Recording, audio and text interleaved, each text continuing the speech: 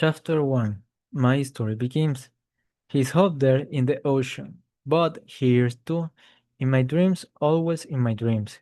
He will never leave me. He is winter, that's the first beautiful snow in winter. Winter that the stars in the sky on one summer's night. But he brings only death. He is Moby Dick, the white whale. My name is Ismael. This is my story. In a sailor and I work on different ships. I love my life on the ocean. It's sometimes dangerous but never boring. I feel sad when in and not on a ship. When November died, I thought I want to work on a whaling ship. Why did I want to be a whaler? I can tell you, the life on the water is very dangerous. The men are away from their home and family for years. Many never come back. Their wits, white and home. They stand and look at the ocean with sad eyes. But I want to visit inside new places and I wanted to see the walls. The first American waters sailed from the town of Nantucket. So I went there too. I revived on a cold, dark night and looking for a room. I was tired, so I went to the first place. The men inside drink and talked loudly.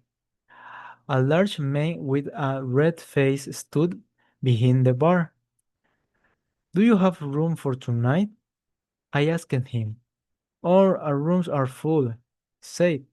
The men are here for the one ship. I'll have to put you a room with Cricket. The he smiled and looking around at the other men. Who is Cricket? Where is he? I asked who is Wallet. He's out now, but he'll be back later. Said the man. Then he smiled again and the other man laughed loudly. I didn't understand, but I was very tired. So I went to the room. I got into the bed. I fell asleep very quickly. I noticed on side the door woke my up. I opened my eyes, but I didn't speak. The door opened and a man came in. It was dark, so I could see him well. Then he lit a fire in the fireplace. When I saw him in the light of the fire, I sat up. He was huge man and very ugly. They had black lines over the face and body, and also no hair on his head. He wore a strange skirt and no other clothes. The huge man suddenly jumped onto my bed. Help! I shouted, help! The barman ran in. Stop quickly. This man wants a bed for tonight. He's sleeping here. Then he turned to me. This is Cricket, the fishnet whaler on the ocean. Don't be afraid. He won't hurt you. He looked and left us. After left, we were very quiet. I'm sorry, I said. It too, Cricket said. His English was slow and careful. We began to talk and we could stop. Cricket listening to my life story in listening to his. He came from Koboko, a long way away in the Pacific Ocean. He had a good life because his father was an important man, but Cricket wanted to see the world, so he left his home and sailed away in his small boat. A whaling ship found him out, give him work. Cricket was strong and kick, so he was a fine whaler now. He never went home. When the morning came, we were great friends. Cricket stopped up, shouted, "You will find use a whaling ship today. You I will sail around the world.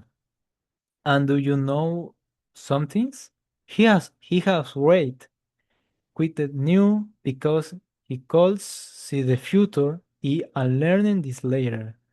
He was a strange and wonderful new friend.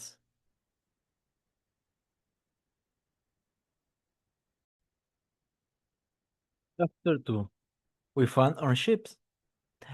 That morning, I looking around Nantucket for a good whaling ship. I stopped looking when I say that Pequod. It was tall and strong. It would weather for many years on the wild oceans.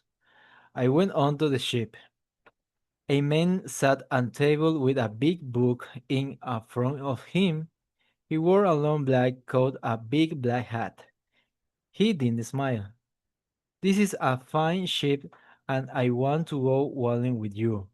Where do I write my name, Captain? I asked him happily. I know the captain. Captain Ahab is sick. He's down below. I'm starboard. Are you a water? He said. No, but I want wood sailor. I answered.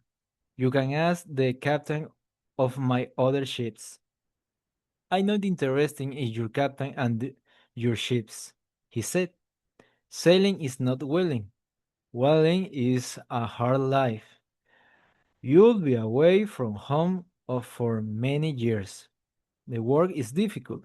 You have to be strong and fast, and it's very dangerous. I want to learn, and I want to see the world, I said. Oh, we'll see the world? And you see more, good and bad, some very bad things. He looking at for a minute. Then he spoke again. He'll tell you about whaling. Captain Ahab has only one leg. And do you know why? Because I will took his other leg, and Hugh Weil took it off.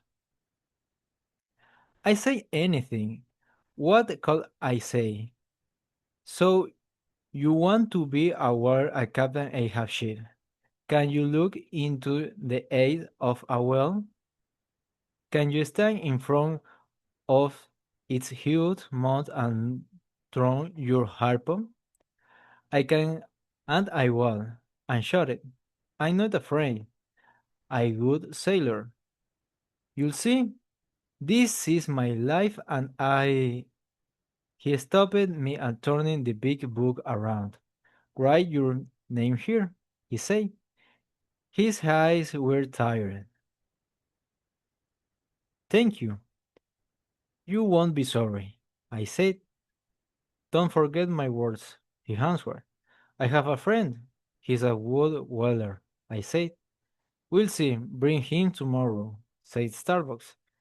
Quick, I want to be Pequot the next day. The men on the ship long and this Hugh. Human.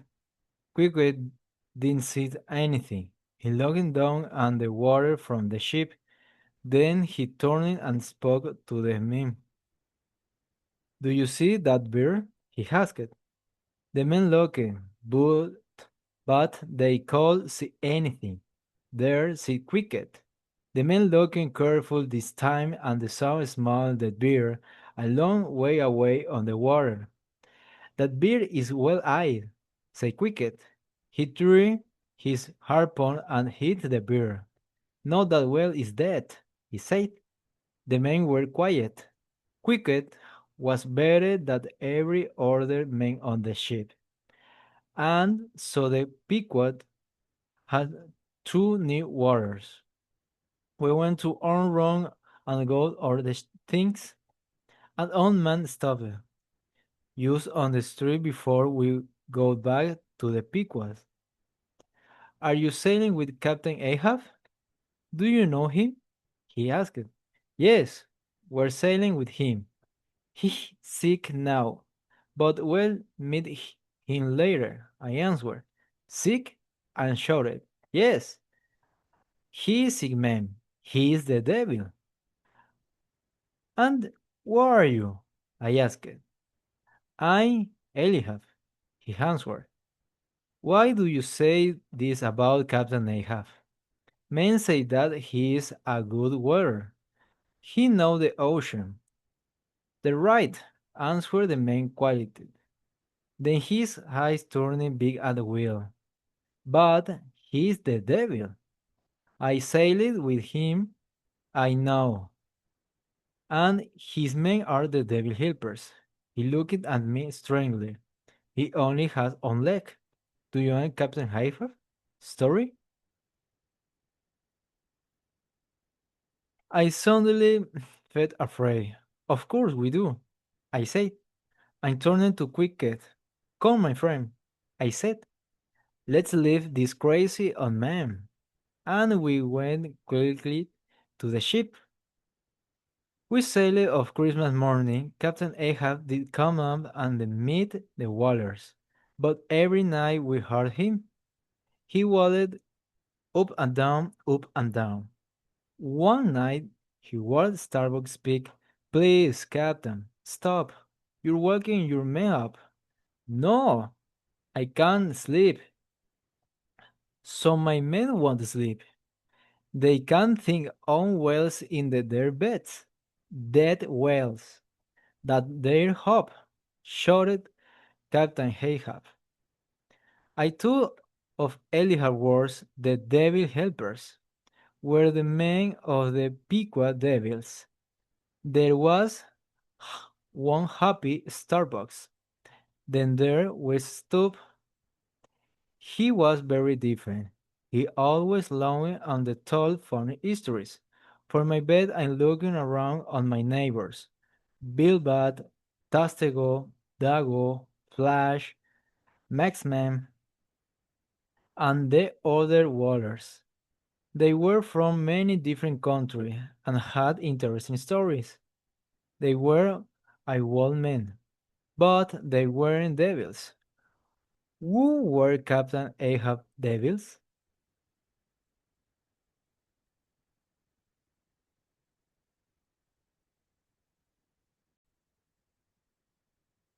Chapter 3. Captain Ahab's story. For the 3 weeks, Captain Ahab stayed below. Then one day, suddenly, he was there in front of. He was a dead man, but he was strong. He had a hard face with lines on it from years of sun and wind. His hair was gray and wild. He called with black. Then I thought his what well-bone leg, and an only what line ran down from the top of his head. Did it go down to his feet? Go or what? Did that to him? What fight did he lose so badly? He stood up and looking at us with angry eyes. What do you when you see a whale? He suddenly shouted. Shot, sir, answered the man. Good, look at this. He shouted, you some gold. I want on well. I what well? One of you will see this well first. That man will get this gold. We stopped quietly. Whalers don't make much money. We talk about the gold. We could buy a lot of nice things with it. You'll know him when you see him, said Captain Ahab. He's the biggest whale in the ocean. I saw this whale, said Cricket to me. He's a mountain, very big, very strong. I put my AirPods in him. He got away. I have to find this whale. I will find him, shouted Captain Ahab. Are you talking about Moby Dick? Asked Tastego. Yes, answered Captain Ahab. Moby Dick took your leg? Said Starbucks quietly. Captain Ahab shouted angrily at Starbucks. Yes, he took my leg. He took half of me. Now in off a man. And Moby Dick will pay for this. He followed him to South America, to Africa. He'll follow him to the end of this world. He'll see him dead. He turned to the other warriors. Are you with me, men? Yes, they shouted. They were excited. They saw the gold. They shouted and lovely.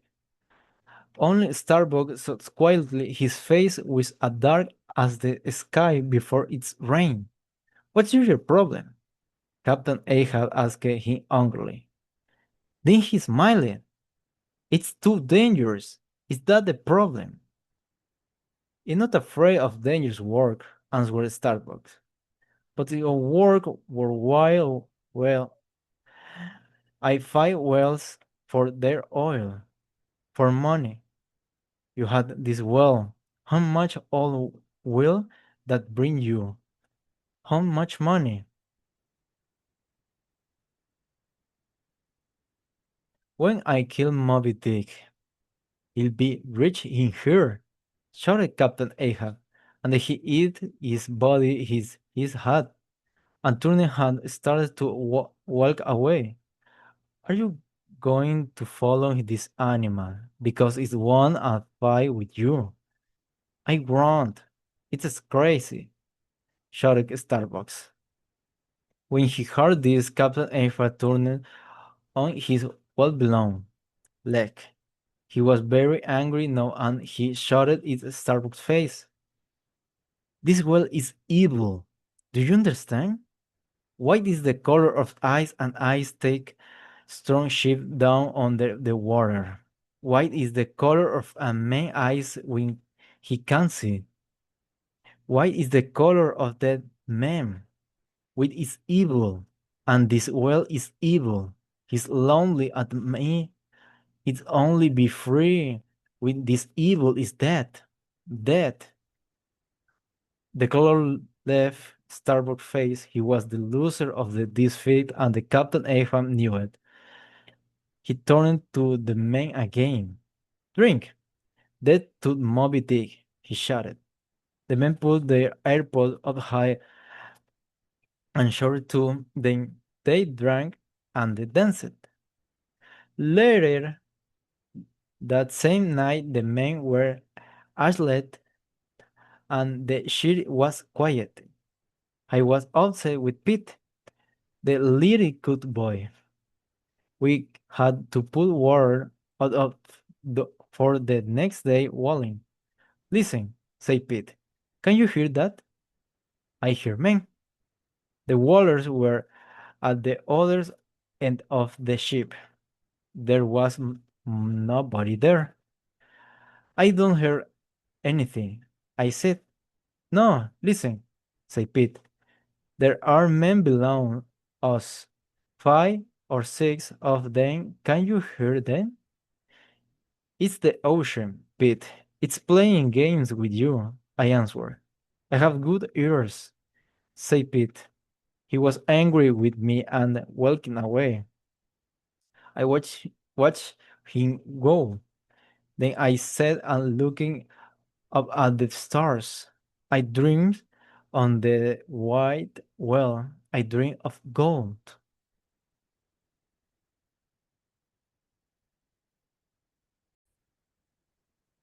Chapter 4. Our first well.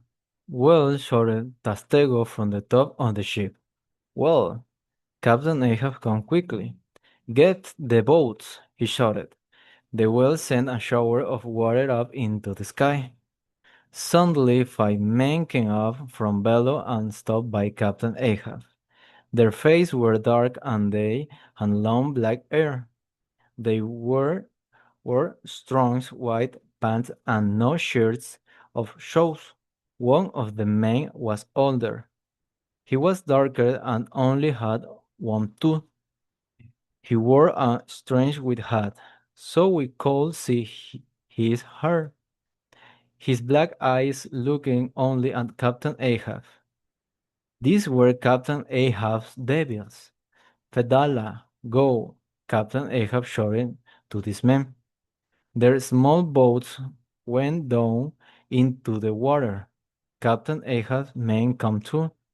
In the boat. His men were strong and their boat quickly sailed in front of ours. I turned to Pete. I understand now. These are the men. You heard them speaking before. I told you, Pete shouted back. Stop talking and run, shouted Stubb from the back. Do you think this is a tea party?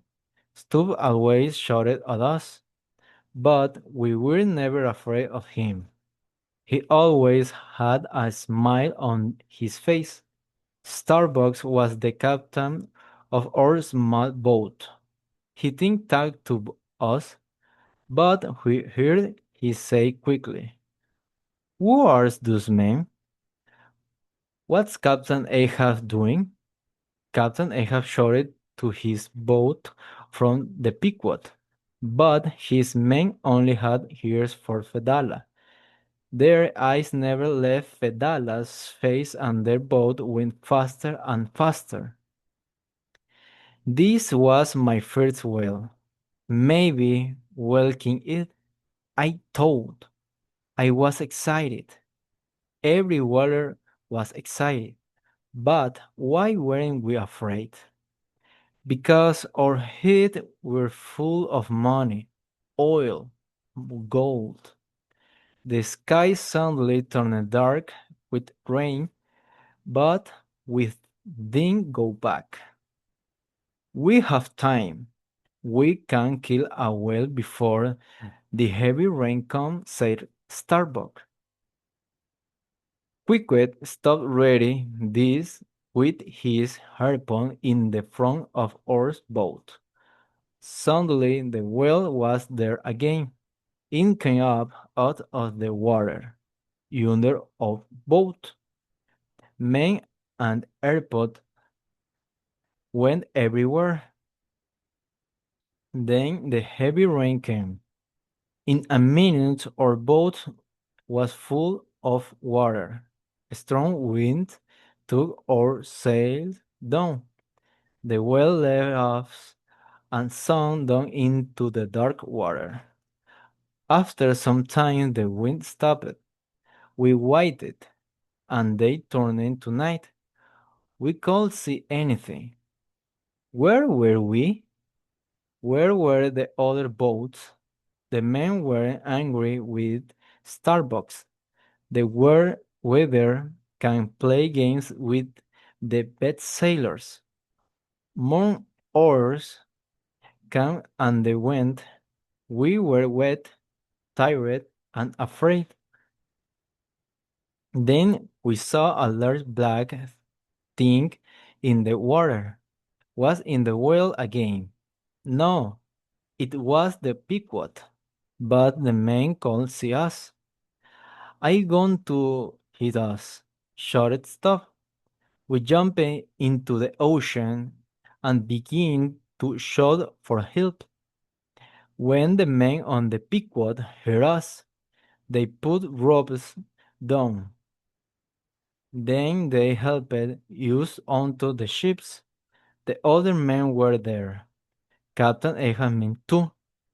They turned back when they think see the what whale.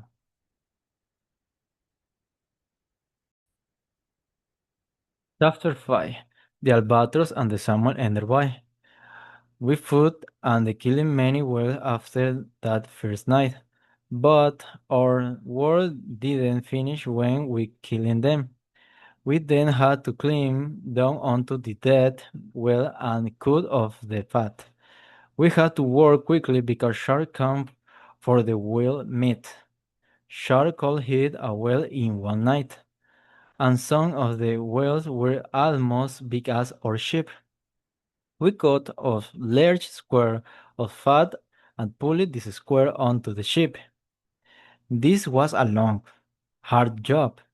It was also dangerous because sharks swim around us. We then cut the fat and made oil. When the oil was ready, we put it into the barrels. Oil get up light and made us warm. We could sell up into the people around the world. Oil was our money. But did this make Captain Ahab happy? No, the money was important to him. He only thought about Moby Dick. He could only hate. He stood for hours on the ship, in the rain, in the snow, and looking at the ocean. When other ships went past, he didn't ask them, "Who are you? Do you want help?" He only asked, "Did you see the white whale?" One day we met the albatross. It was on the it trip home after 4 long years on the ocean. The ship and its water looked ready for home. The men were tired and thin, with large, hungry eyes. The wind was strong that day, so the albatross could come near us. But the captain put his up and they smiled. Captain Ahab shouted from the Pequod, "Did you see the white whale?"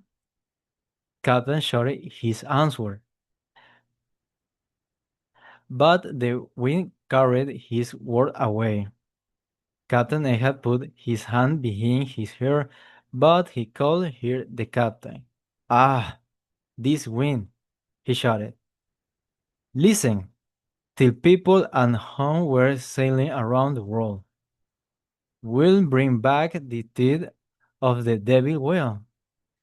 Starbucks stood under watching Captain Ahab. Eyes he forgetting his wife and child and home. He said it to me. Wife, wife and child? I asked. Did Captain Ahab really I have a family? Oh yes. His family is waiting for him, said Starbucks. And my family is waiting for me. Every day my wife, Mary, take us son to the beach. They look at the ocean. They hope that they'll see our sail one day. I thought about the other men on our ship. How many of these men had families? What did they leave him then when they went on the whaling ships? Who waiting for them? Nobody waiting for me, I thought. I want a wife and child. I'm liking to go home to them. Day after day, nothing changes. Captain Ava always asked others the ship about the white whale. Some captains knew about Moby Dick, some long and Captain Ahab. Moby Dick is only a whaler's story, nothing more, they say. Then one day we met the Samuel Enderby. The ocean was quiet and the captain, Captain Boomer, come onto our the ship. He was a friendly man and smiled at us. He only had one arm. Did Moby Dick take your arm? Captain Ahab asked excitedly. Yes, I lost my arm to the white whale. Captain, the captain answered. Captain Ahab's face lit up. He was happy. Come with me. The white devil will pay for your arm and my leg. He shouted happily. Oh no, I can't do that. The captain answered. One arm is better than no arms or leg. I want my life. I think he'll leave Moby Dick in the ocean. Leave him, shouted Captain Ahab. He turned his back to the Captain Boomer for a minute. Then he turned around and shouted at him, "Get off of my ship. You're afraid." "I'm not afraid. I'll film Moby Dick. I'll look him in the eye and kill him." The smile left Captain Boomer faces.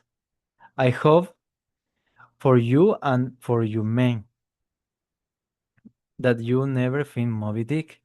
And without another word, he left our ship.